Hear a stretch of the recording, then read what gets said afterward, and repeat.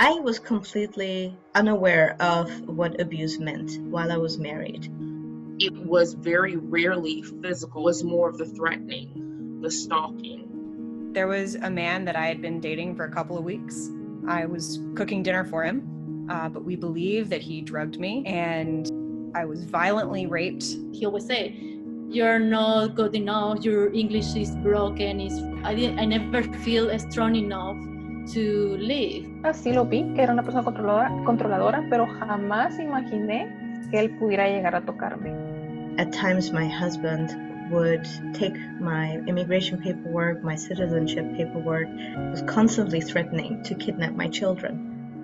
All I wanted to do was get home and put myself in a shower. One of my friends said, "I will come and get you. Just, you need to go to the hospital." I have to call twice to the police. Every time the police come, he say, "Please, please, I will change. I'm sorry, sorry, sorry." Because they think it has to be physical violence, but that's not the case. It's about power and control.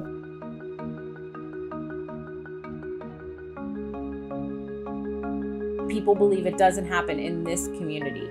It happens in every single community, every single race, every ethnicity, every gender. Anyone can be a victim of domestic violence. Anyone can be a perpetrator. It's not a heterosexual experience. That trans people and people who are in queer relationships are experiencing violence at the same, and sometimes specifically for our trans community, higher rates. People have to recognize that children know and see and feel way more than they're ever given credit for. I can recall as early as the age of 3 being locked in a bathroom and my mother saying, "No matter what you hear, don't come out until the police come and get you." She had reached a point of either he was going to die or she was going to die tonight, but she couldn't live like this anymore.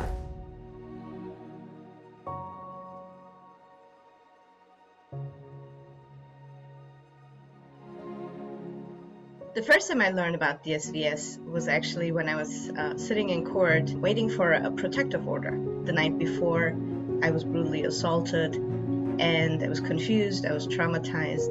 One of the first things they said to me is, "We don't have to call the police."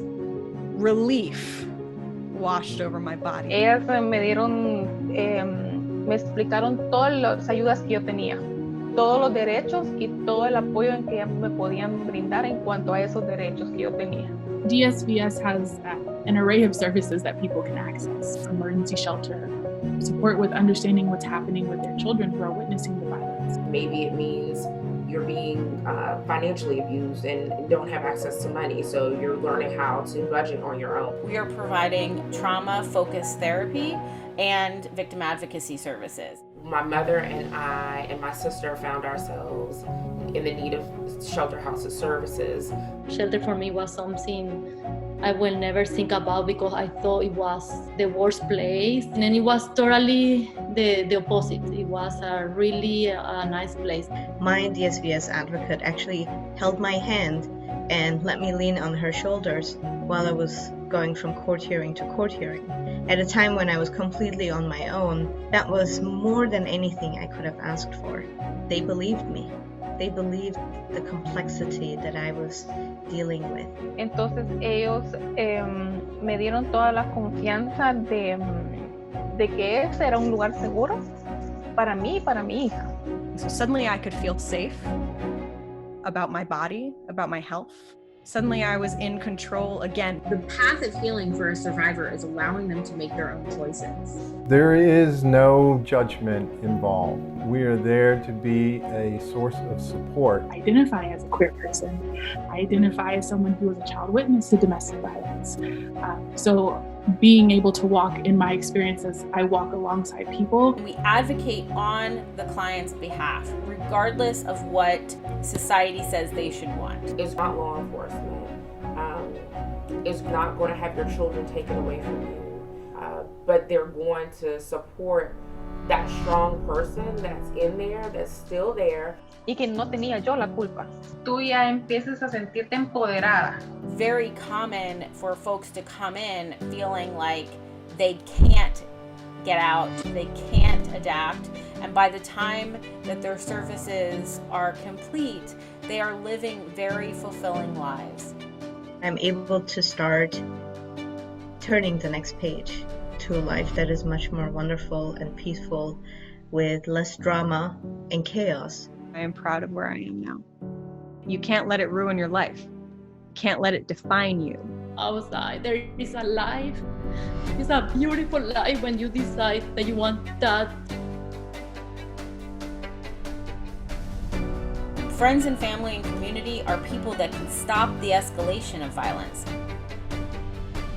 If my friend had not come and taken me to the hospital at 6 a.m., I wouldn't have gotten the help that I needed.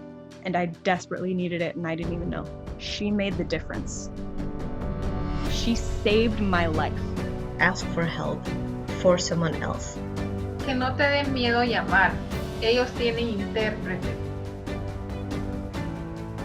Services are still available during shelter in place. We do safety planning, not only for leaving, but for staying. When you're in crisis and then things larger than ourselves are happening, it's so important to know that DSVS is there 24/7.